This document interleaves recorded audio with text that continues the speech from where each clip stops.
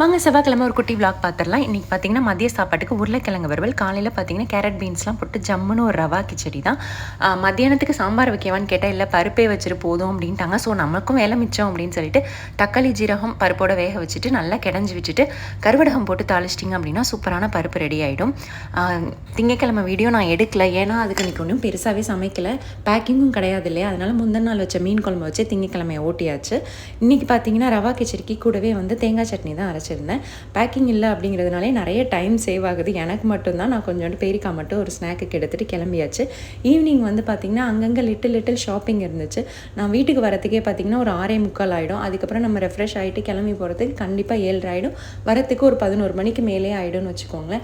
அதனால் வெளியிலே சாப்பிட்டு வந்துடலாம் அப்படின்னு பிளான் பண்ணிட்டோம். நாங்கள் எப்போவுமே பார்த்திங்கன்னா ஃபுட் கோர்ட் ப்ரிஃபர் பண்ணவே மாட்டோம், பட்ஜெட் காலி ஆகிடும் அப்படின்னு சொல்லிட்டு.